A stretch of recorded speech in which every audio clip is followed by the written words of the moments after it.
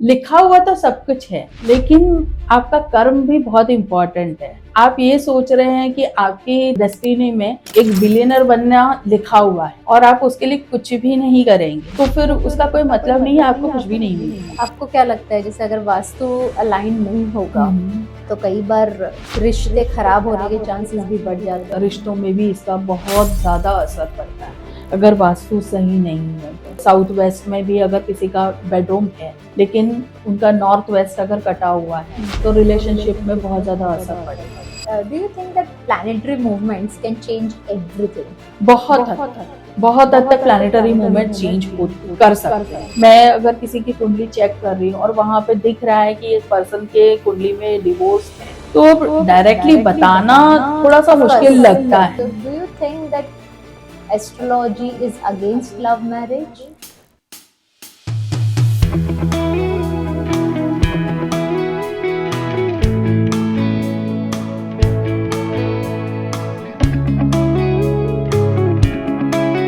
नमस्कार दोस्तों, आप सभी का स्वागत है एक सोच में। मैं हूं निराली पंड्या, दी होस्ट ऑफ एक सोच, और आज हम बहुत ही इम्पोर्टेंट टॉपिक की बात करने वाले हैं। वो है astrology and vastu, how both the things are interrelated, और किस तरीके से वास्तु और एस्ट्रोलॉजी हमारी पूरी जिंदगी बदल सकती है। तो आज के जो हमारे गेस्ट है, she is an astrologer and vastu expert. Let's welcome our guest Trishala Kumar ji on Ek Soch, one idea that changed your life.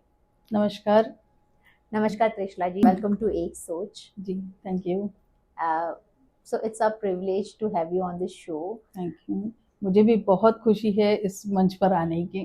Thank you so much once again. So कहते हैं ना, ये जो पूरी दुनिया एक सोच पे चलती है। जी जरूर। आज तक हमने जो भी किया है वो एक सोच की वजह से किया है। तो correct। आपकी ऐसी कौन सी एक सोच थी जिससे आपकी जिंदगी बदली, या फिर आपने कोई नई शुरुआत की? देखिए, मैं बेसिकली मेरी ये सोच थी कि मुझे लोगों को हेल्प करना था। मतलब बचपन से ही वो एक थॉट था। मैं 9 नंबर से रिलेट करती हूँ, मेरा डेट ऑफ बर्थ 9 है, तो वो ह्यूमैनिटेरियन कॉज जो है वो फुट फुट कर भरा हुआ है। तो वो बचपन से ही एक ये था कि किसी ना किसी तरीके से लोगों की हेल्प करना है। अब किस तरीके से करेंगे वो इनिशियली तो कुछ समझ में नहीं आ रहा था, लेकिन जब मैंने अपना मैकेनिकल इंजीनियरिंग कंप्लीट किया उसके बाद फिर जस्ट वास्तु एक टीचर थे हमारे, वो इंजीनियरिंग डिपार्टमेंट में भी पढ़ाते थे हम लोगों को, तो उनके जरिए थोड़ा सा नॉलेज मिला था मुझे वास्तु का कि एग्जैक्टली वास्तु होता क्या है, क्यों इतना ज़रूरी होता है। वो सारी चीज़ें उनसे जब मैंने सुनी तो मुझे लगा कि क्यों ना इसी को आगे बढ़ाए, क्योंकि इंजीनियरिंग का बैकग्राउंड तो है, लेकिन एक इसके साथ साथ अगर मैं इस लोगों की हेल्प कर पाऊँ जो रियल में जो प्रॉब्लम फेस कर रहे हैं, उनको अगर मैं कुछ ना कुछ मेरी तरफ से अगर उनकी प्रॉब्लम्स का हल दे पाऊँ, तो फिर मुझे लगा कि इसमें एक अच्छा चांस बनता है। करेक्ट। उसी साथ साथ फिर मेरे एस्ट्रोलॉजी का भी मेरा सफर स्टार्ट हुआ। एस्ट्रोलॉजी में भी जो मेरे गुरु थे, इनिशियल गुरु थे, जिन्होंने बेसिक मुझे सिखाया, और बेसिक सिखाने के बाद फिर मैं जनरली बुक्स वगैरह पढ़ती रही। काफ़ी सारा हमारी लाइब्रेरी, कॉलेज की लाइब्रेरी थी, उसमें भी बहुत लकी थी मैं कि उसमें ये सारी बुक्स भी अवेलेबल थी। वाओ। तो उस वजह से भी एक थोड़ा सा प्लस पॉइंट हो गया कि वहाँ से भी नॉलेज हासिल किया। फिर धीरे धीरे मैंने और बुक्स वगैरह करना शुरू किया, पढ़ना शुरू किया, और ज़्यादा इंटरेस्ट बढ़ रहा है, और इस तरीके से मैं फिर इस फील्ड में आ गई। तो जैसे आपने इंजीनियरिंग किया है, how engineering is related to astrology and vastu? देखा जाए तो हाँ भी और ना भी, क्योंकि इंजीनियरिंग में मेरा इंजीनियरिंग तो मैकेनिकल इंजीनियरिंग था, लेकिन मेरे साथ साथ जो पढ़ने वाले बच्चे थे वो सिविल इंजीनियरिंग वगैरह भी कर रहे थे।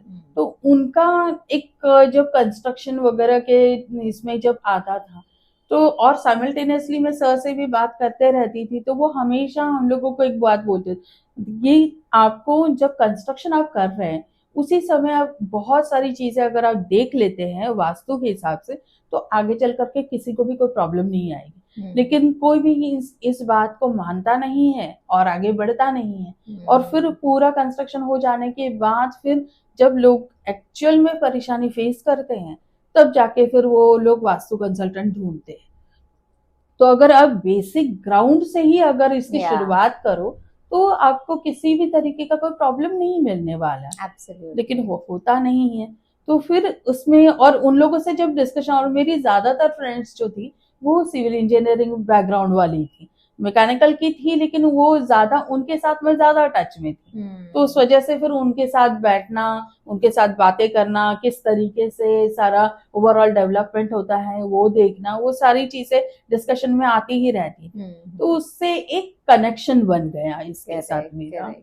तो कहते हैं ना, हम जो भी प्रोफेशन में होते हैं, कई बार ये होता है कि प्रोफेशन ही हमको चूज करता है, हम प्रोफेशन को चूज नहीं करते। It's all destiny.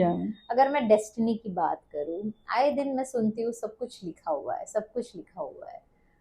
तो फिर लोग इतना एस्ट्रोलॉजी और वास्तु के पीछे क्यों मतलब इतना इंटरेस्ट दिखाते हैं? देखिए, लिखा हुआ तो सब कुछ है, लेकिन आपका कर्म भी बहुत इम्पोर्टेंट है।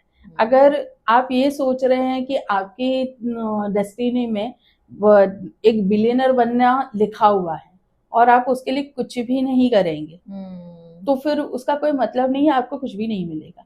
हाँ, लेकिन अगर आपके डेस्टिनी में लिखा हुआ है कि आप एक बिलियनर बन जाएंगे, लेकिन उसके लिए जी तोड़ अगर मेहनत कर लेते हैं, तो जो आपने चाहा वो सारी चीजें आपको मिल जाएगी। तो और कई बार होता है कि लोग मेहनत तो भरपूर कर लेते हैं, लेकिन शायद उनको कभी लक का साथ नहीं मिलता है, राइट डायरेक्शन नहीं मिलता है, वो गाइडेंस नहीं मिलता है कि एग्जैक्टली वो बोलते हैं ना कि जब लोहा गर्म हो तब हथौड़ा मारना चाहिए। करेक्ट। अगर आप उस समय आपको पता चले, आप अपने करियर के स्टार्ट में अगर आपको पता चले कि इस डायरेक्शन में आपको जाना है और वहां से ही फिर आप अपना करियर पाथ चूज कर सकते हैं, ये आपको अगर शुरुआत से ही पता चल जाता है, तो आप फिर घूम घूम करके जाने वाला सवाल उठता नहीं है। करेक्ट। और आप राइट पाथ पर वहां पे बहुत जल्दी पहुंच जाते हैं। तो जिस इसमें अभी एस्ट्रोलॉजी को देखा जाए तो लोग प्रॉपर तरीके से यूज नहीं करते, एस्ट्रोलॉजी को एकदम डेड एंड मान करके यूज करते हैं। जब कुछ भी नहीं होता है तब जाकर के एस्ट्रोलॉजर के पास जाते हैं। लेकिन अगर आप इनिशियल वे में ही जाओ तो आपको बहुत सारा फायदा होगा एस्ट्रोलॉजी से। और इवन वास्तु का भी, जैसे मैंने कहा कि बेस से ही आपको शुरुआत करनी चाहिए। एस्ट्रोलॉजी में करियर चूज अगर आप करते हैं, तो अभी तो लोगों का जैसे ही 10th स्टैंडर्ड बच्चों का होता है, पहला फोकस होता है कि इंजीनियरिंग या MBBS, वही एक फोकस होता है। लेकिन आपके बच्चे में वो करने की पॉसिबिलिटी है या नहीं है, वो चेक नहीं करते हैं कोई। पहले तो वो चेक करो। 10th में ही अगर आप ये चेक करोगे तो किसी भी तरीके से, आप जब बच्चा 12th में पहुंचेगा तो आप पेरेंट्स ऑलरेडी मेंटली प्रिपेयर्ड रहेंगे कि भाई हमारा बच्चा ये कर सकता है, ये नहीं कर सकता। अगर एस्ट्रोलॉजी, अगर मैं बात करूं, जैसे आपने बोला कि आप करियर सिलेक्शन, मतलब उसमें बहुत इम्पोर्टेंट रोल है जी। जनरली पेरेंट्स नहीं करते ये चीज जी, राइट। 10th आने के बाद 9th में आएगा तो बच्चा, तब उनको घबराहट होने लगती है कि यार अब कौन सा प्रोफेशन। और हमारे इंडिया में बहुत कम फील्ड है हमारे पास, या तो डॉक्टर है, या तो CA है, या तो like it's very commerce student हो गया। So they don't understand, they don't know the field also, और कहाँ पे क्या हो रहा है। So do you really think that astrology can help? बहुत तरीके से हेल्प करता है, क्योंकि आपके प्लैनेट्स जिस तरीके से होते हैं, जैसे अगर मान लेते हैं कि आपके इसमें कुंडली में अगर मार्स ये प्लैनेट अगर हायर ग्रेड पर हो, तो वो पर्सन को डेफिनेटली इसके साथ जाना चाहिए, इंजीनियरिंग के साथ जाना चाहिए। लेकिन अगर उसके साथ शनि का भी कनेक्शन अगर मिल जाता है तो आपको मेडिकल फील्ड चूज करना चाहिए। वो एक ये रहता है। और वहां पे जब आप मेडिकल फील्ड चूज कर रहे हैं तो किस मेडिकल फील्ड में जा रहे हैं, अब वो शनि का पोजीशन कहाँ पे बैठा हुआ है। वो अगर आपके फर्स्ट हाउस में बैठा है तो आप रिसर्च ओरिएंटेड बन जाते हैं, आप बहुत गहराई में सोचते हैं। वही शनि अगर 8th हाउस में बैठता है तब भी आप बहुत ज्यादा रिसर्च ओरिएंटेड बन जाते हैं। तो इस तरीके से उसका अलग अलग आपको देखना पड़ता है कि किस जगह पर जो प्लैनेट बैठा है और उसका पोटेंशियल कितना है, वो देखेंगे तो आपको उसकी अंदरूनी चाह जो है वो पता चलती है। क्योंकि मेन है बच्चा भी, उसको भी कुछ भी पता नहीं होता है, पेरेंट्स जो बताते हैं उसके लिए वो सही होता है, क्योंकि फर्स्ट गाइड वही रहते हैं 100% बच्चों के। और पेरेंट्स अगर उसके सामने सिर्फ इंजीनियरिंग और ये करेंगे तो क्वाइट नेचुरल उसके दिमाग में वही आएगा, और सब सारा माहौल तो वही है। Absolutely. तो इस वजह से वो लोग वही जाते हैं। लेकिन जब पेरेंट्स का दिमाग खुलेगा तो वो और काफी सारी चीजें देखेंगे। इस तरीके से अभी मार्स अगर है तो आप आर्कियोलॉजी में भी जा सकते हैं, आर्कियोलॉजी डिपार्टमेंट में भी जा सकते हैं, आप इंटीरियर डिजाइनिंग कर सकते हैं। तो ऐसा नहीं है कि फील्ड कम है, लोगों की समझ कम है और गाइडेंस कम है। एक बार गाइडेंस मिल गया उनको तो वो सही राह ले सकते हैं, बच्चों को दिखा सकते हैं। I guess astrology should be used as a tool. हाँ, ऑब्वियसली एस्ट्रोलॉजी को आप टूल करके ही यूज करो। क्योंकि जैसे एक कोई भी, जैसे फिजिक्स, केमिस्ट्री, मैथ्स है, इसको आप एज अ टूल यूज करते हो ना। उसको कभी भी आप ऐसा नहीं बोलते ना कि नहीं यही मेरा भाग्य विधाता है, वो नहीं बोला जाता। आप उसको एज अ टूल यूज करते हैं और टूल के सहारे ही आगे बढ़ते हैं। Correct. उसी तरीके से एस्ट्रोलॉजी, वास्तु दोनों को एज अ टूल ही यूज करना चाहिए। लेकिन इश्यू यही आता है कि लोग जब डेड एंड पर पहुंचते हैं उस समय वो वहां पे जाते हैं और फिर उनको लगता है कि एस्ट्रोलॉजी से बड़ा कोई भगवान नहीं। और फिर यहाँ पे ही लोग, उनको जो लोग इस फील्ड से प्रॉपर ज्ञात नहीं है जिनको, वो लोग फिर उनको गलत सलाह देते हैं, गलत चीजों में फंसा देते हैं। तो वो फिर बहुत मेसी हो जाता है। और फाइनली फिर इसका असर जो होता है ना, वो बोलते हैं एस्ट्रोलॉजर मतलब बुरे हैं, वास्तु गलत है, ये सारी चीजें आ जाती हैं। पर टेक्निकली हम लोग डिजिटल एरा में रह रहे हैं, राइट? आए दिन नए रील्स वायरल होते जा रहे हैं। सो कभी कभार as a consumer, as a normal human, even I think यार किसका सुने तो किस का सुने, बात सब सही है, राइट? तो ये एक परसेप्शन क्रिएट करके चला जाता है। But having said that, you rightly said that you know it should be utilised as a tool, right, which can give you guidance. It's not the end, या it's not only the beginning, सही कहा, right? ये आपको guide कर सकता है, आपको वो तरीके से चला सकता है। बट आप अगर उसके ऊपर टोटली डिपेंडेंट रहोगे तो उस तरीके से आपको भी तो मेहनत करनी पड़ेगी, राइट? अगर एक्सपर्ट्स ने गाइडेंस दे उतनी जितनी मेहनत आपको करनी चाहिए वो करनी ही है। उसके लिए आपको कुछ भी नहीं मिलेगा, ये कोई मिराकल नहीं है। अब अगर भगवान के पास भी अगर जा करके मांग रहे, वो भी एक इसमें कहते हैं भाई तुम कर्म करो, ये इच्छा मत करो, क्लियरली मेंशन्ड है।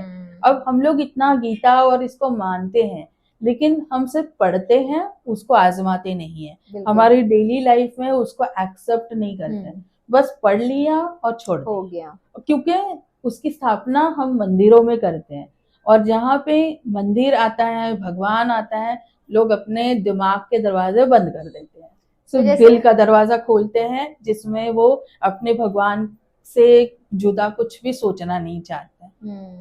गलती वहां पे भी है, इतना पुराना ये सब कुछ है तो कुछ गलतियां वहां पे भी है। ये नहीं बोल सकते हैं कि नहीं वो जो पूरी तरह से सही है, थोड़ी बहुत गलतियां हैं, लेकिन हमें ही अपने कॉन्शियस माइंड से आगे बढ़ना है और उसको किस तरीके से सही करना है वो देखना है। करेक्ट। जैसे आपने one of your conversation we were talking about astrology और वास्तु, दोनों भी चीज, how astrology and vastu is interrelated? बहुत ज्यादा इंटर रिलेटेड है। जैसे अभी मैंने थोड़ी देर पहले आपको बताया कि एक दशा सिस्टम होता है, महादशा होती है। अब कोई अगर इंसान 25 साल तक एक घर में रह रहा है और रिसेंटली 5-6 ईयर से उसको कोई प्रॉब्लम फेस कर रहा है, पहले के 20 साल तो उसके बहुत अच्छे गए ना उस घर में, किसी भी तरीके से उसको उस घर में कोई प्रॉब्लम नहीं आया, ना ही उसको कोई पैसे का लॉस हुआ, ना कोई बीमार पड़ा। फिर एकदम से ये वास्तु का पॉइंट कहाँ से आया ये लोग हमेशा पूछते हैं Correct. हमसे कि इतने साल से हम लोग रह रहे हैं, हमें तो कभी कुछ मिला ये नहीं हुआ, आज ही आप कैसे बता रहे कि वास्तु का इशू है? तो भाई वास्तु का इशू आपकी दशा सिस्टम की वजह से आया। आपकी करंट दशा क्या चल रही है? अच्छा। वीनस की दशा चल रही है, और किसी को अगर किसी का वीनस अगर 8th हाउस में बैठा हुआ है, उसको पाइल्स वगैरह का इशू होना शुरू हो जाता है। अब ये सडनली हो गया, लेकिन वो उसको लग रहा है कि अरे मैं तो पहले से ही ये सब कुछ कर रहा हूँ, लेकिन फिर मुझे क्यों प्रॉब्लम हो? लेकिन आपकी वीनस की दशा चल रही है और आपका वीनस ही 8th हाउस में जाकर के बैठा हुआ है, तो इस वजह से आपको वो इशू आ गया। अब उसके लिए आपका घर का जो वास्तु है उसमें से थोड़े से अगर चेंजेस करते हो आप, जैसे साउथ ईस्ट वाला एरिया वीनस का एरिया कहलाता है, तो उसमें कुछ चीजों का आप एडिशन करके, कुछ डिलीशन करके आप उसको ठीक कर सकते हैं। लेकिन इस तरीके त्रिशला जी, घर पे तो कई सारे लोग रहते हैं, हाँ राइट, 4 से 5 लोग या फिर कई बार 2 भी रहते हैं, जी राइट। तो according to you, do you really think that सभी के लाइक कुंडलियां देखनी चाहिए? हाँ And जरूर accordingly वास्तु जरूर से जरूर align करना सभी की चाहिए। कुंडलियां। और बेसिकली देखिए, अब माँ पिताजी और हस्बैंड वाइफ है, 2 बच्चे हैं, अब उनमें ज्यादा एम्फसाइज किसके लिए हम करते हैं? एम्फसाइज किया जाता है ओनर ऑफ द हाउस। अगर पिताजी ओनर हैं तो पिताजी की कुंडली देखेंगे, ओके, और अगर बेटा ओनर है तो बेटी की कुंडली देखेंगे। उसके साथ साथ हम लोग इनकी भी कुंडली देखेंगे कि उनको क्या सूट हो रहा है, उनकी दशा सिस्टम क्या चल रही है, वो सारी चीजें भी देखी जाती। लेकिन मेन एम्फसाइज किया जाता है जो ओनर है। अगर हस्बैंड वाइफ दोनों ही ओनर है तो दोनों की कुंडलियां उतनी ही मायने रखेंगी। ये नहीं कि सिर्फ हस्बैंड की कुंडली देख ली और काम चला दिया, वैसे नहीं होता है। तो इस तरीके से कैलकुलेशन करके कुंडली के साथ उसको मैच करना पड़ता है। तो अभी जैसे मानो कि मुझे नया घर लेना है, मुझे क्या क्या चीजों का ध्यान रखना चाहिए? देखिए, न्यू जब घर आप लेते हैं तो सबसे पहले तो अगर आप वास्तु में बिलीव करते हैं तो आपको जो भी प्लान मिलता है बिल्डर की तरफ से, वो प्लान लेकर के आप किसी भी वास्तु कंसल्टेंट के पास जाइए। वो प्लान उनको दिखाने के बाद अपना कुंडली का डिटेल भी उनको दे दीजिए। तो उसके साथ वो आपके प्लान के साथ वो सारी चीजें अलाइनमेंट करके देख लेंगे। जैसे अभी मेरे पास आते हैं लोग, तो न्यूली कंस्ट्रक्टेड हाउस के लिए भी आते हैं जो ये भी नहीं डाला है, फाउंडेशन भी नहीं डाला है, ऐसे केसेस में भी आते हैं। करेक्ट। तो उसमें फिर हम लोग उनसे प्लान ले लेते हैं। प्लान लेकर के उनकी कुंडली का जो डेट ऑफ बर्थ और बाकी सारी डिटेल्स है उससे मैच करते हैं, और फिर हम उनका डायरेक्शंस वगैरह निकाल कर दिखा देते हैं। क्योंकि जब भी रियल एस्टेट में आप कोई भी बुक करने जाते हैं तो आपका प्लान तो मिलता ही है, बिना प्लान के तो कुछ काम नहीं होता है। एक बेसिक प्लान तो रेडी होता है। Exactly. तो उसी प्लान पर हम काम कर सकते हैं। और उसी तरीके से हम आगे बढ़ सकते हैं। फिर इंटरनल, अब सबसे बड़ी बात है ना, जब आप नए घर में कर रहे हैं ना तो ये बहुत आसान होता है कि आपको कुछ अगर चेंजेस करने हैं तो आप बिल्डर को बोल करके इंटरनल वॉल चेंजेस करा सकते हैं। लेकिन अगर पूरी तरह से कंस्ट्रक्टेड है तो उसमें करना थोड़ा मुश्किल हो जाता है। फिर भी बिना कुछ तोड़फोड़ किए काफी सारी चीजें, नियर अबाउट 80 to 90% आप वास्तु करेक्शन कर सकते हैं। Is it? हाँ, बिना तोड़फोड़ किए। कुछ चीजें हैं, जैसे नॉर्थ ईस्ट का अगर टॉयलेट है तो उसमें आपको थोड़ी दिक्कत रही, उसमें भी ट्रीटमेंट होता है, लेकिन रिजल्ट जो है ना वो आपको सिर्फ 50 to 60% मिलेगा। 100% रिजल्ट मिलना नामुमकिन है। तो आप मुझे ये बताओ, अगर टॉयलेट रॉन्ग प्लेसिंग पे है तो क्या क्या दिक्कतें आ सकती है? देखिए, टॉयलेट अगर रॉन्ग प्लेसिंग पर है तो बीमारियों का आना बहुत ज्यादा होता है, पैसे का लॉस होना बहुत ज्यादा होता है। पैसा आप कमा तो रहे हो लेकिन आप सेव नहीं कर पा रहे, ये सारी दिक्कतें आती हैं। कई बार होता है कि बच्चों की पढ़ाई में भी उसका असर दिखता है कि बच्चा किसी भी तरीके से कंसंट्रेट नहीं कर पा रहा है, गलत डायरेक्शन में टॉयलेट भी है, क्योंकि वो वहां पे जा रहा है। अब वो वहां पे जा करके अपना मोबाइल वगैरह भी लेके जा रहा है, तो मोबाइल जैसे राहु है तो आप अपने राहु को वहां पे लेकर जा रहे हैं, तो आप वहां पे अपने राहु को खराब कर रहे हो देखा जाए तो। करेक्ट। इसीलिए ये एडवाइजेबल है कि आपको मोबाइल टॉयलेट में लेकर के जाना ही नहीं है। आप चाहिए तो Is अगर, it? हाँ, जरा भी जाना नहीं है जो मोबाइल को लेकर, आप चाहिए तो हैंडसेट रखो। अगर कुछ इंपॉर्टेंट मीटिंग चल रही है, आपको वॉशरूम यूज करना है, हैंडसेट लगाओ और आप अंदर चले जाओ, हैंडसेट लगा करके आप अंदर। लेकिन अगर आप ये नहीं करे, ईयरफोन से ही बात नहीं करेंगे, तो पूरा मोबाइल फोन ही लेकर जाएंगे, तो उससे आपका राहु जो है, जो शायद पॉसिबल है कि आपको पॉजिटिव रिजल्ट देना चाह रहा था, आपने इसको खराब कर दिया। सो बेसिकली राइट डायरेक्शन कौन सी है टॉयलेट की?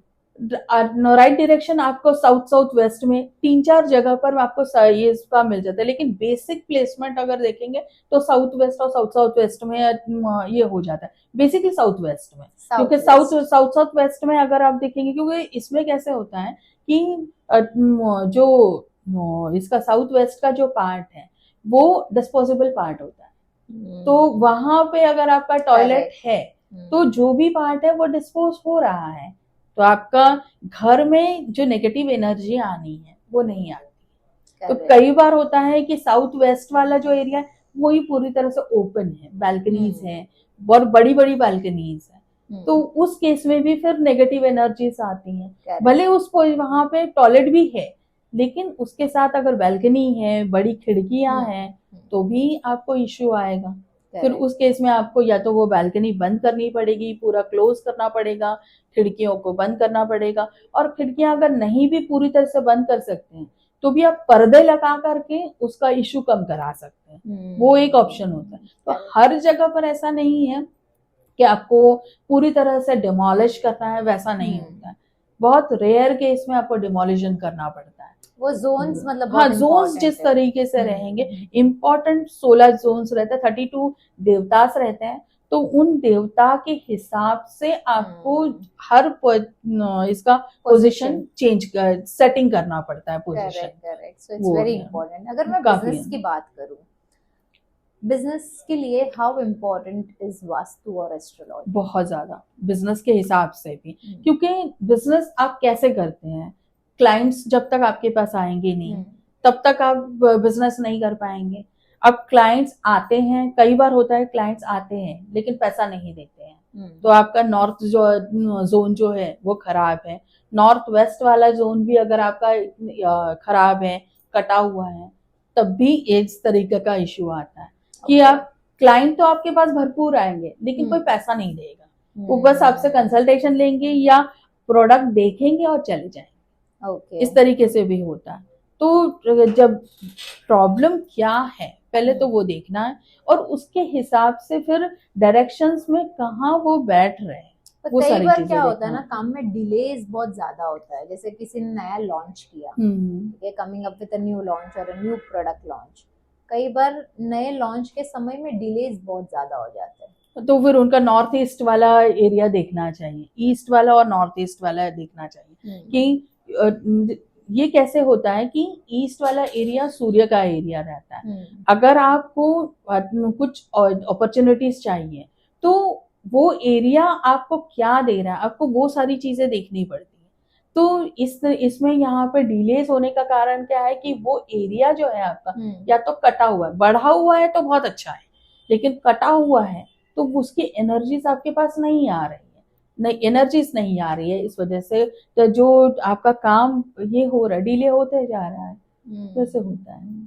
तो आपको लगता है कंपनी का जो नाम आप रखते हो उसको भी मतलब, हाँ जरूर, आपके उस कंपनी का नाम जी मैच करना एकदम पूरा कुंडली के साथ आप मैच करो, प्लस आपके वास्तु के साथ भी आपको मैच करना चाहिए, दोनों ही होता है। अच्छा। इसमें न्यूमरोलॉजी भी हम यूज करते हैं, कुंडली को भी यूज करते हैं, एस्ट्रोलॉजी को भी यूज करते हैं और वास्तु को भी यूज करते हैं। तो वास्तु में भी मुहूर्त शास्त्र होता है, मुहूर्त शास्त्र के हिसाब से वो चेक किया जाता है कि इनका जो नाम, क्योंकि हम लोग जब इनिशियल स्टार्टिंग पीरियड में जो भी नाम रखा जाता था वो चंद्र राशि पर रखा जाता था। आजकल हम उसको कोई फॉलो नहीं करते, हम जो मर्जी आए नाम रख देते हैं।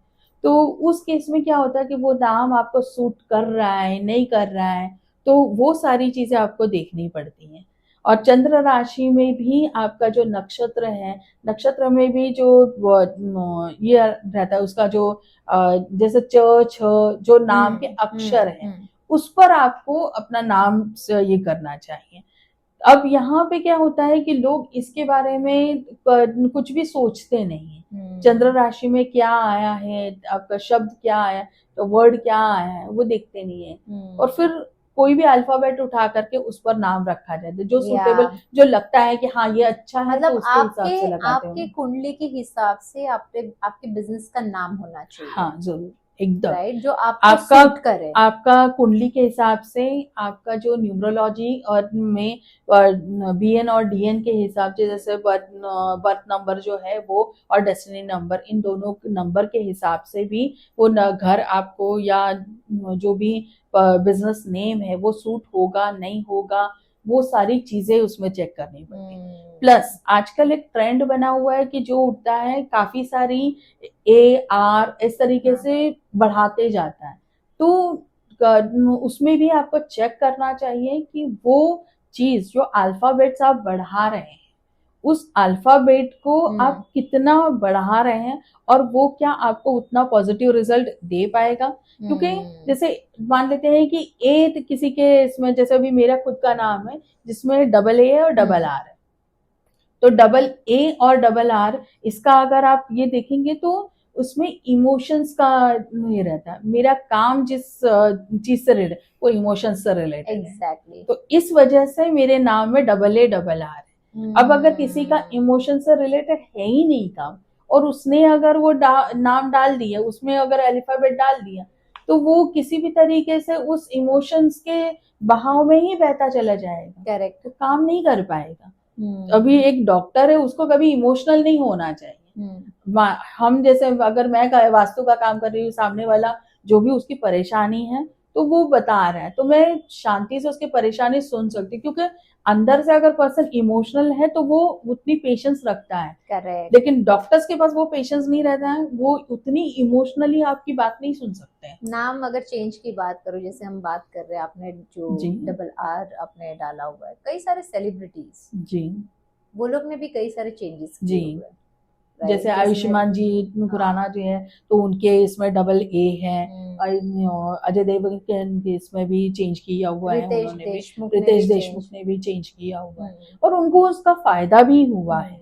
वो नाम चेंज करने के बाद देखिए उन्होंने कितना राइज किया है। वो एक बार इनिशियल फेज उनका कैसा था और नाम चेंज करने के बाद वाला फेज उनका कैसा था, exactly. वो हमें वो तुरंत हम बिफोर आफ्टर हम लोग देख सकते हैं सामने सामने। So according to you, is it that astrology can lead you to success?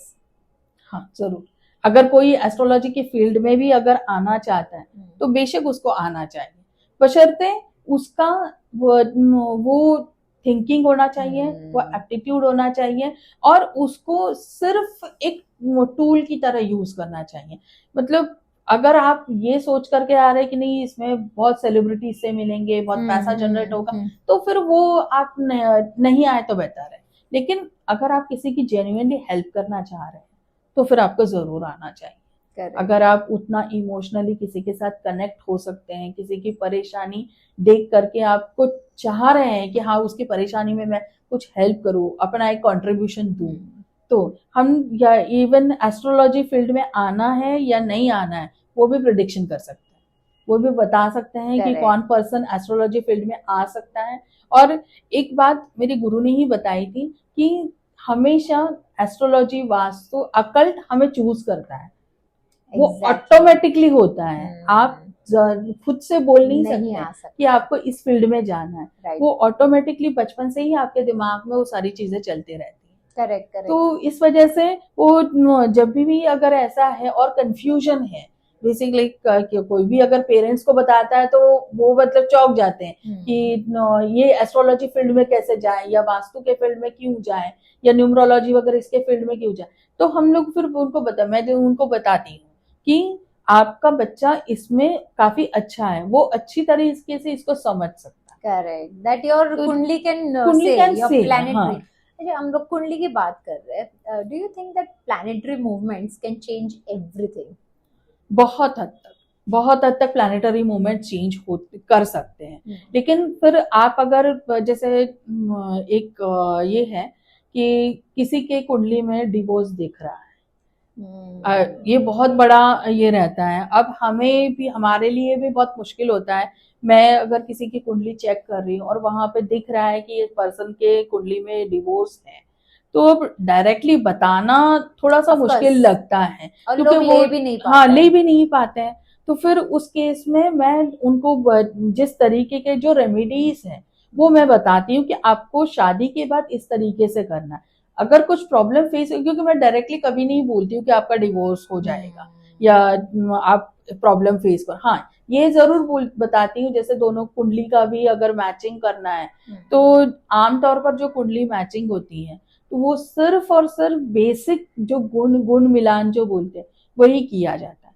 लेकिन मैं अगर ये करती हूँ तो मैं दोनों का स्वभाव भी मैच करती हूँ। वो जब तक स्वभाव मैच नहीं कर रहे हैं वो कुंडली मिलान कोई फायदा नहीं, मतलब ही नहीं है। सिंपल एग्जाम्पल अगर हम लोग लेंगे तो राम और सीता के पूरे 36 गुण मिले थे, लेकिन कितने ऑब्स्ट्रक्शंस उनके लाइफ में आए, कितना उनको उन्होंने फेस किया, और आखिर तक वो लोग कभी भी साथ रह ही नहीं पाए।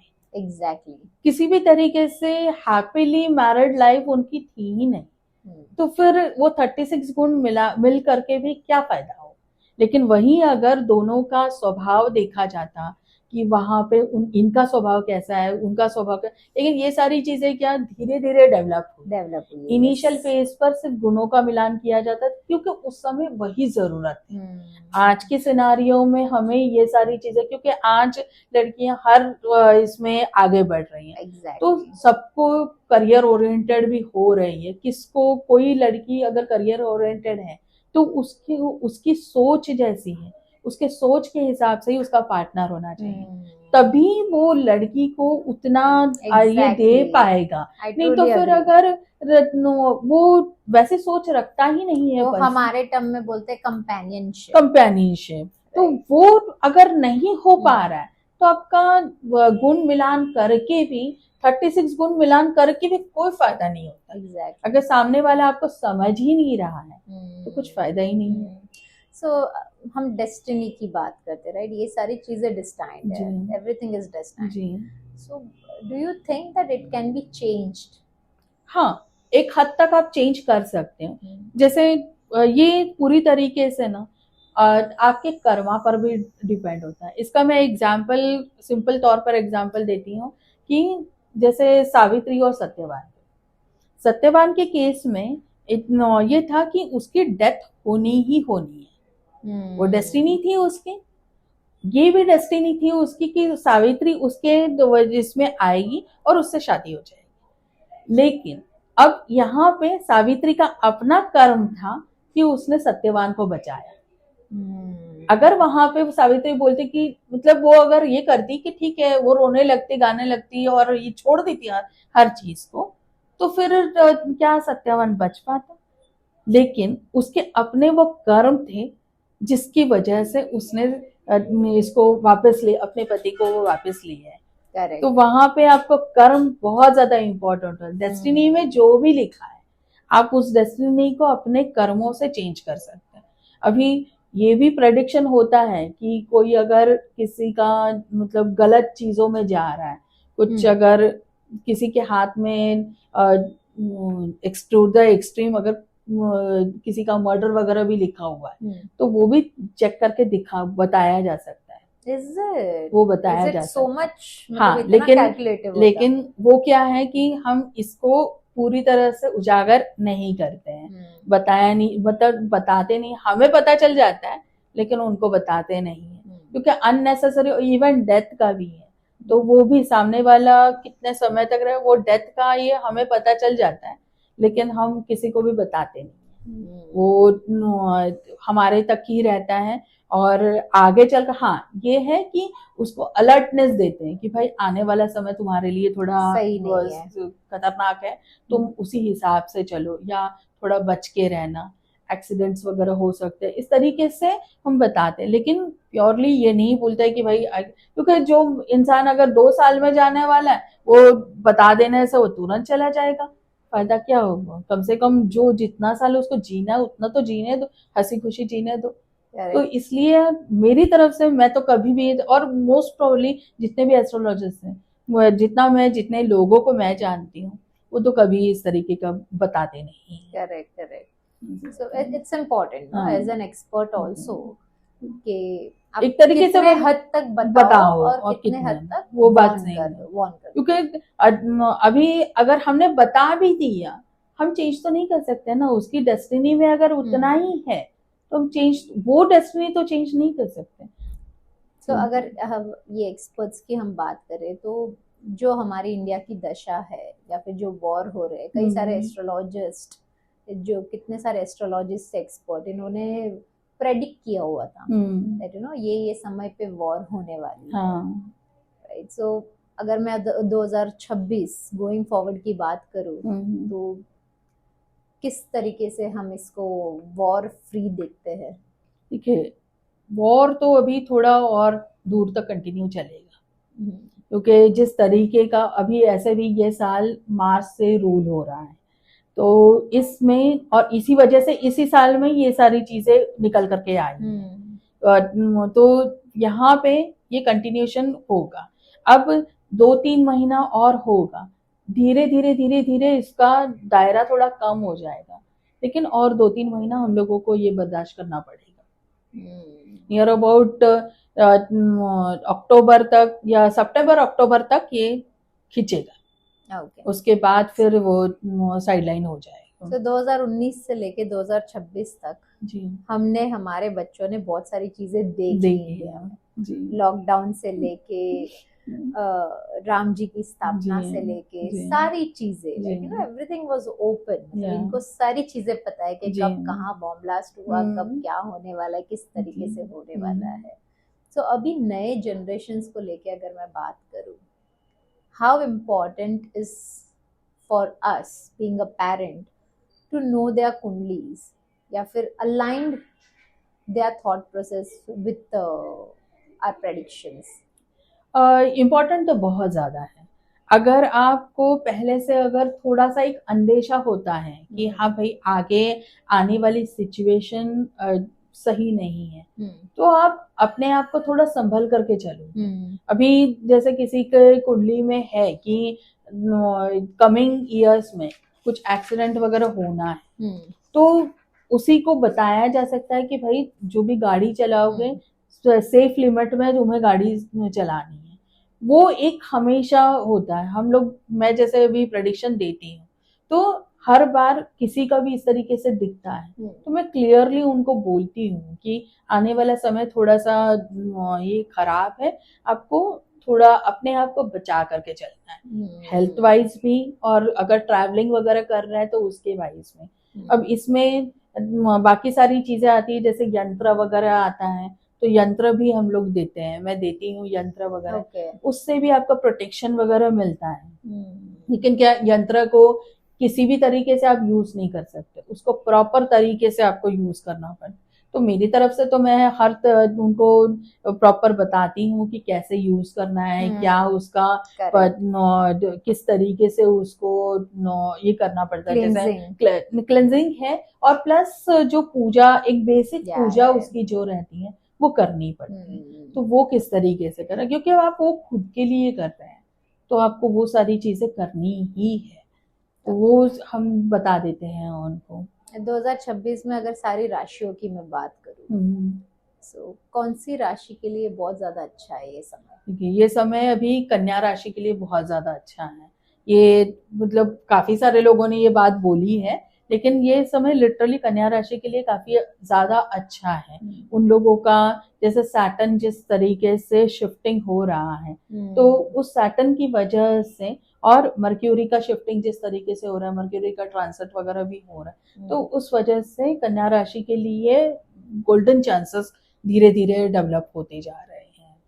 और कौन सी राशि के लिए 2026 बहुत फ्रूटफुल नहीं रहने वाला? एक तो मेष राशि है, खास तौर पे जो इसके लिए जो मार्स से रिलेटेड राशि है उनके लिए थोड़ा सा ये प्रॉब्लमेटिक सिचुएशन है, क्योंकि ऑलरेडी ये ईयर ही मार्स से रिलेटेड है, और प्लस उनकी अपनी राशि भी मार्स है, अगर जैसे पहली राशि मार्स से रिलेटेड होती है और 8th राशि भी मार्स से रिलेटेड Correct. होती है, तो उन दोनों राशियों का टेम्परामेंट जो है इस समय बहुत हाई लेवल पर रहता है। तो उसमें उनको अपने आप को थोड़ा सा बचा करके रखना है, Correct. थोड़ा कूल डाउन रहना, जितना हो सके थोड़ा सा शांत माइंड में मेडिटेशन वगैरह करके अपने आप को शांत रखना जरूरी है। करेक्ट। तो कई बार ये भी होता है ना कि लाइक यू नो आप घर पे तो रह रहे हो लेकिन आपके दिमाग में मतलब ऑलवेज एक थॉट चलता रहता है, emotionally you are too drain. कई सालों से वही घर में आप रह रहे हो, लेकिन कई सालों से ये भी हो रहा है, 3-4 सालों से, कि आप एकदम इमोशनली वीक होते जा रहे हो। So is it related to their कुंडलीज और वास्तु? डेफिनेटली ये कुंडली से भी रिलेटेड होता है और वास्तु से भी रिलेटेड होता है, क्योंकि आप अगर रह रहे हैं, आप किस डायरेक्शन में, बेसिकली तो आप किस डायरेक्शन में सो रहे हैं, ये बहुत ज्यादा इंपॉर्टेंट हो जाता है। फिर आप अगर आपका खाना आप किस डायरेक्शन में होकर के खा रहे हैं, किस समय पर खा रहे हैं, क्योंकि आज के सिनारियों में खाना किसी भी वक्त होता है कि लोगों का टाइमिंग इतना बेकार हुआ है, बहुत कोई टाइम मैनेजमेंट नहीं है, काम का प्रेशर इतना ज्यादा है, तो डिप्रेशन लेवल क्वाइट नेचुरल है, बढ़ेगा। तो उस केस में फिर आपको ये सारी चीजें अगर आपको पहले से पता है कि हाँ भाई मेरा ये पर्टिकुलर समय इस तरीके से जाने वाला, तो जो आपको रेमेडीज दी गई है, जैसे अभी मेरी तरफ से रेमेडीज जो ज्यादातर होती है वो मंत्रा चैंटिंग की रेमेडीज होती है, मैं उस पर ज्यादा एम्फसाइज करती हूँ। अदर देन स्टोन्स भी है, स्टोन्स एक हद तक आपको वो करते हैं, लेकिन मंत्रा चैंटिंग मेरा फर्स्ट रेमेडी, अगर कोई भी मेरे पास आता है तो फर्स्ट रेमेडी जो रहती है वो मंत्रास की होती है।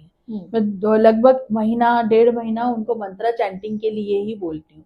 जरूरी नहीं है कि आप पूरा एक माला करो, आप सिर्फ 21 बार भी करो तो भी होगा। कम से कम आपका मन शांत होना शुरू हो जाएगा। एक बार आपका मन शांत होगा ना, तो धीरे धीरे आप वो पूरी एक माला अपने आप करना शुरू कर दोगे। लेकिन जब तक आपका मन शांत नहीं है, वो भी करना आपके लिए बहुत भारी पड़ेगा। कई बार तो होता है कि 11 बार भी करना भारी पड़ जाता है। वो भी लोगों को लगता है कि नहीं हम लोग नहीं कर सकते, टाइम नहीं है, समय पर जाना है। अभी खास तौर पे तो मुंबई जैसे सिटी में तो और ज्यादा मुश्किल होता है, क्योंकि ट्रैवलिंग ही यहाँ का इतना हेक्टिक हो जाता है कि मुंबई है, बैंगलोर है, बैंगलोर में भी यही हाल दिखता है। ट्रैफिक इतना भर भर के होता है कि इंसान उसी से परेशान होता है। बाकी शायद ऑफिस में जो परेशानी है वो उसको उतनी कम लगती है जो ट्रैफिक में वो झेल रहा है, वो सारा होता है। तो इस वजह से वहां पे भी अभी कई सारे मेरे क्लाइंट्स हैं जो ट्रैफिक की वजह से परेशान होते, तो उनको उनका भी मैं मंत्र दे देती हूँ। क्योंकि कैसे होता है कि अभी अगर मान लेते हैं कि आपके राहु की महादशा चल रही है, तो राहु की महादशा में होता है कि आप बहुत ज्यादा ओवर थिंकिंग करना शुरू कर देते हैं। तो आपको सामने वाला अगर कुछ इतनी सी भी बात कर रहा है तो आपको वो बढ़ चढ़ करके लगती है। तो उस वजह से फिर मैं उनको राहु का मंत्र चैंटिंग देती हूँ, राहु का बीज मंत्र देती हूँ, जिसकी जैसे कंसिस्टेंसी रहती है उसके हिसाब से। तो उस तरीके से मंत्र का चैंटिंग देती हूँ, तो उस मंत्र के चैंटिंग की वजह से भी उनका माइंड काफी शांत रहता है, काम हो जाता है। और फिर धीरे धीरे स्टोन्स भी इसमें काफी अच्छा वर्क करते हैं, जैसे जेम स्टोन्स है, बहुत अच्छा। कि स्टोन्स कैसे होता है, हर प्लैनेट का अपना स्टोन होता है।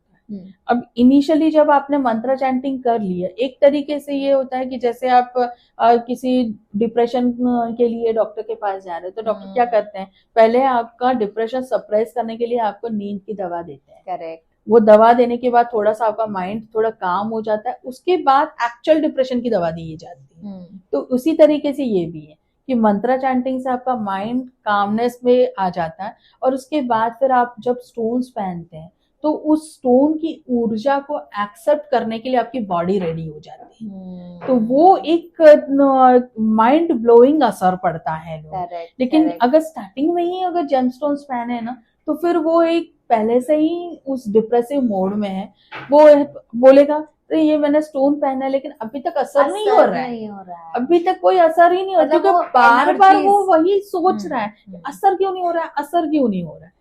लेकिन वो इस बारे में तो अपने माइंड को काम करने की भी करता ही नहीं है। इसी वजह से मैं पहले हमेशा मंत्र चैंटिंग देती हूँ, मंत्र चैंटिंग देने के बाद फिर उनको स्टोन रिकमेंड करती है। Correct correct. वैसे करती सो है। आपको क्या लगता है, जैसे अगर वास्तु अलाइन नहीं होगा हम्म, तो कई बार रिश्ते खराब होने के चांसेस भी बढ़ जाते हैं?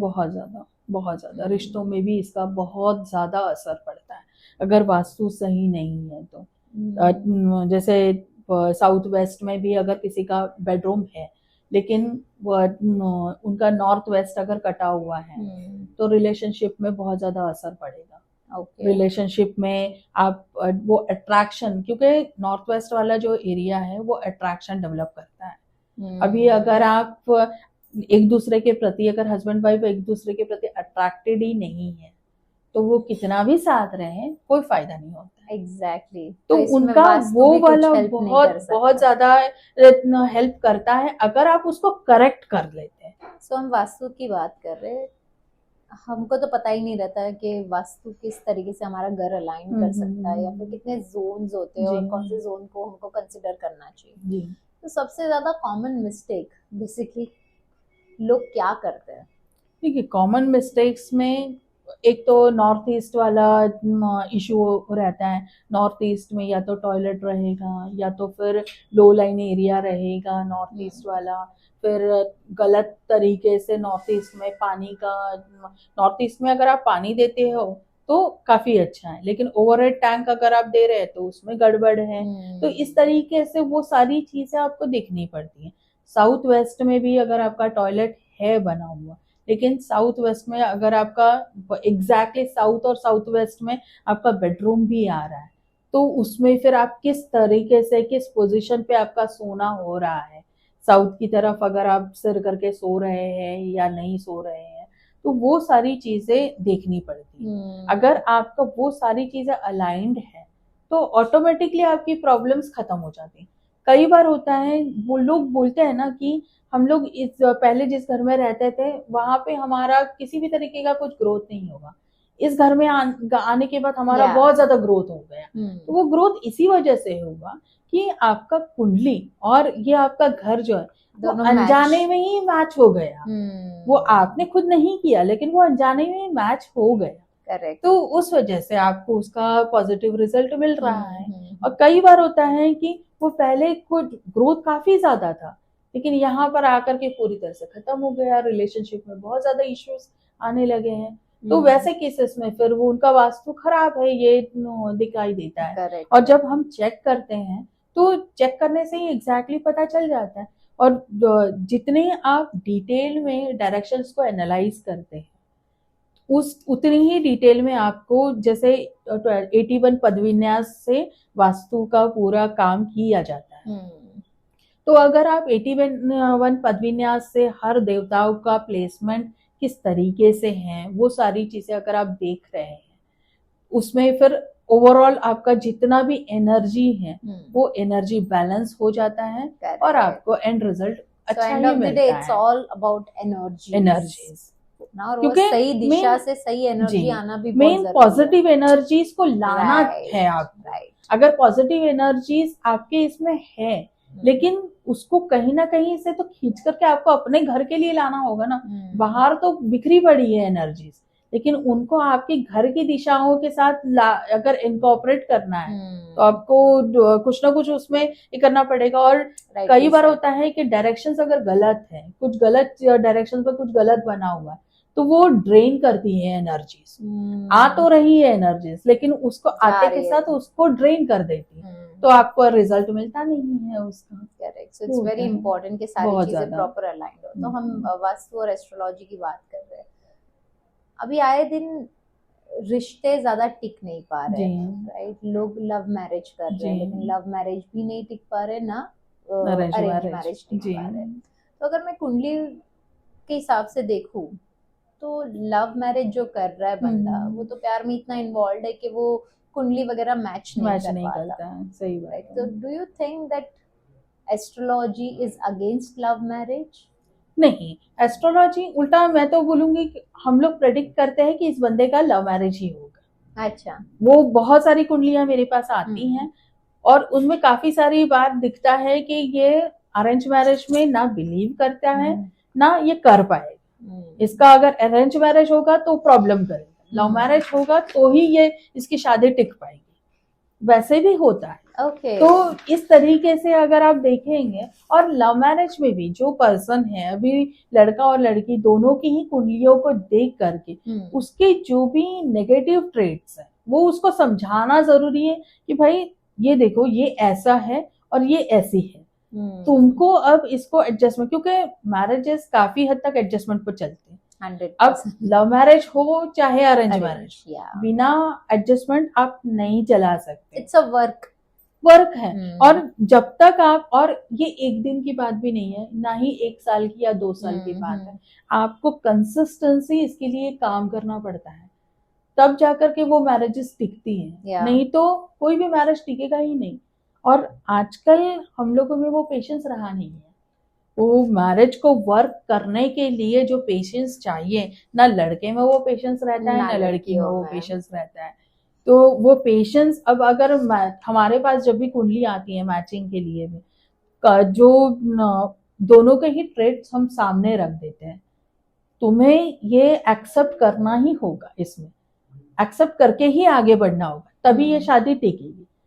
नहीं तो फिर अगर तुमको लगता है कि नहीं ये मेरे लिए एक्सेप्टेबल नहीं है, तो भाई टाटा बाय बाय बोल करके चले जाओ, क्योंकि आगे चल करके अपने पेरेंट्स को दुख दे करके कोई फायदा नहीं है फिर, क्योंकि आप शादी कर लोगे, डिवोर्स ले लोगे। इनकेस अगर बच्चा अगर नहीं है तो ठीक है, आपने डिवोर्स ले लिया, आप अपने अपने अलग अलग ला, लेकिन जहाँ पे बच्चा हो गया तो फिर सबसे बड़ी मुसीबत बच्चे के लिए हो जाती है। Absolutely. And it affects somewhere. वो कहीं ना, और हमेशा ही वो इफेक्ट करता है, वो उसमें उसकी कोई भी गलती नहीं रहती है, लेकिन वो हर बार अफेक्ट होता है, बच्चा ही अफेक्ट होता है। So what is the biggest myth or about astrology? Astrology को लोग एक मैजिकल पावर समझते हैं, ये बहुत बड़ा मिथ है कि एस्ट्रोलॉजर ने बता दिया और वो हो गया। अरे आपको उस पर काम करना पड़ेगा, बिना काम किए नहीं चलेगा। आपको जैसे वही मंत्रा चैंटिंग है, ये मंत्रा चैंटिंग मैं इसी वजह से देती हूँ क्योंकि लोगों में पेशेंस लेवल नहीं है। मंत्रा चैंटिंग दे करके मैं धीरे धीरे उनका पेशेंस लेवल, क्योंकि जब कामनेस आएगा ना माइंड में, मन में, तभी आप पेशेंस लेवल धीरे धीरे आपका बढ़ेगा। कामनेस नहीं होने की वजह से ही आपका पेशेंस लेवल नहीं होता। तो इस वजह से अगर आपको चाहिए कि आपकी लाइफ एकदम सॉर्टेड रहे, तो आपको उसके हिसाब से थोड़ा मेडिटेशन, थोड़ा मंत्रा चैंटिंग वो करना ही करना है। Correct, it's very important. बहुत इंपॉर्टेंट हो जाता है।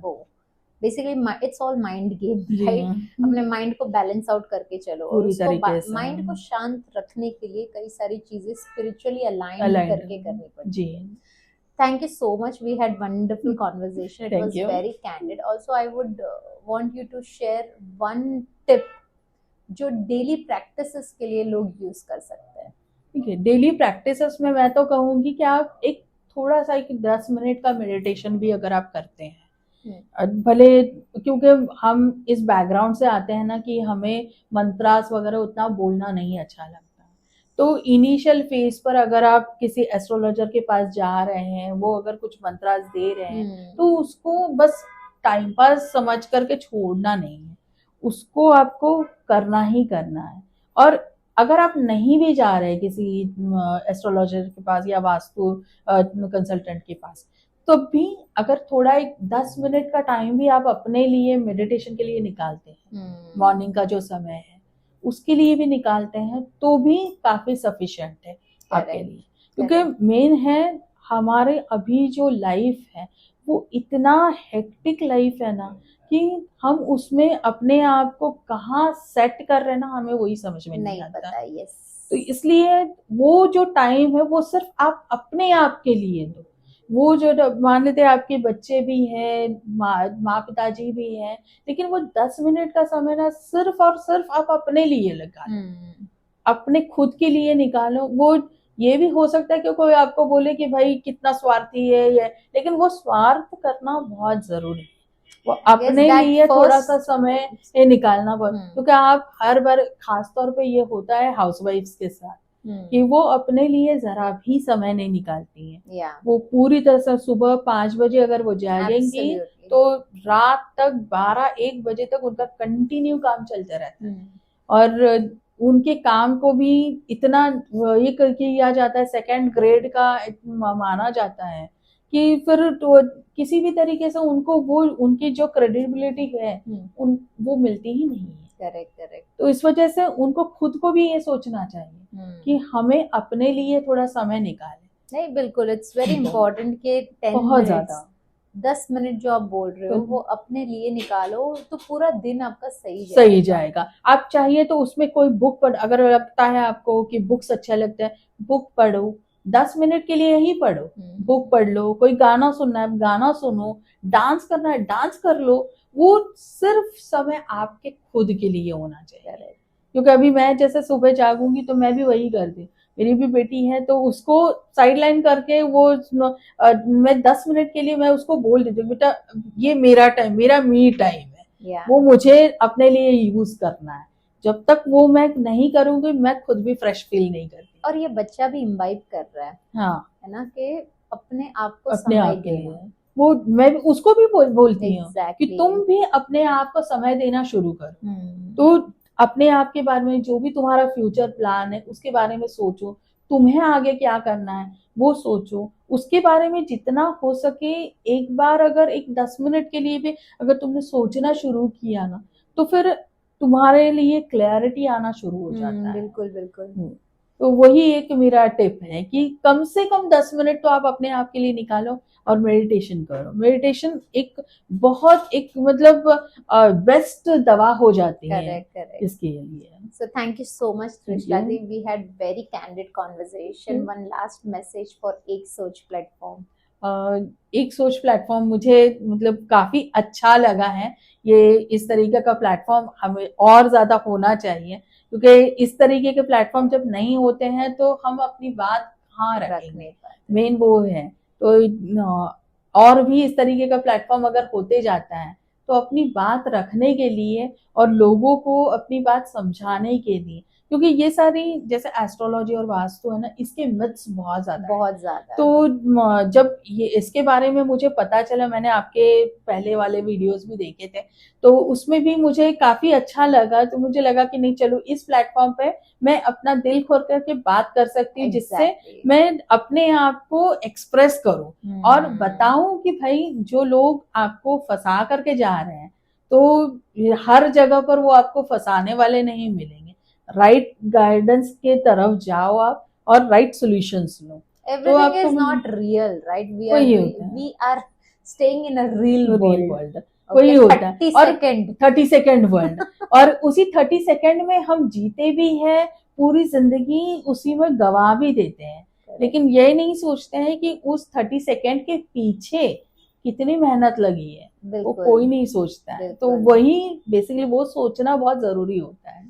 So thank you so much once again, and it's a privilege to have you on show with such a candid conversation. It was very real, right? यहाँ पे ऐसी कोई भी 30 second वाली कंटेंट नहीं थी जहाँ पे you know वायरलिटी पे ज्यादा फोकस किया गया। It's very authentic and it's very real. Actually मैं वही तो सोच कर ही आई थी कि जैसे मैंने बहुत सारे पॉडकास्ट देखे हैं जिसमें वो लोग बोलते हैं कि ये रेमेडी दो वो रेमेडी दो, तो रेमेडी देना कोई ये नहीं है, लेकिन वो मुझे बहुत अटपटा सा लगता है क्योंकि जनरलाइज रेमेडी नहीं होती है। आपकी कुंडली, आपका वास्तु क्या है, कैसे है, उसके हिसाब से हमें रेमेडीज देनी चाहिए। आए दिन ये लोग बोलते हैं हम लोग ये कर लो वो कर लो, उससे आपका सब कुछ अच्छा हो जाएगा, ये साइन कर लो वो साइन कर लो, तो वो फिर देखने में ही और समझने में ही बहुत अटपटा सा लगता है।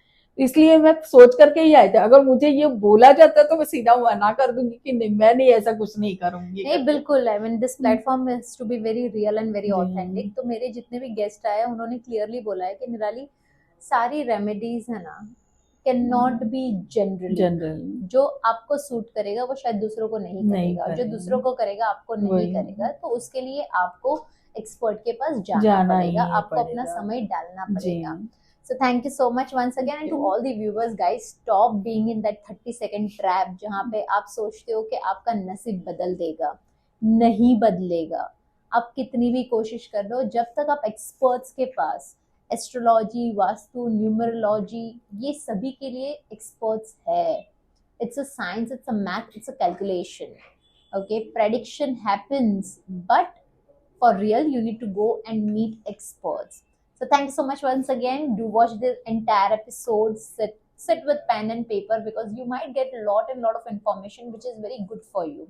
And now you know whom to approach if you really are stuck in a confusion world. Do visit Trishla Kumarji, and definitely she'll be able to give you the right guidance. Thank you so much. Signing off for day. Nirali Pandya. Ek Soch, one idea that changed your life.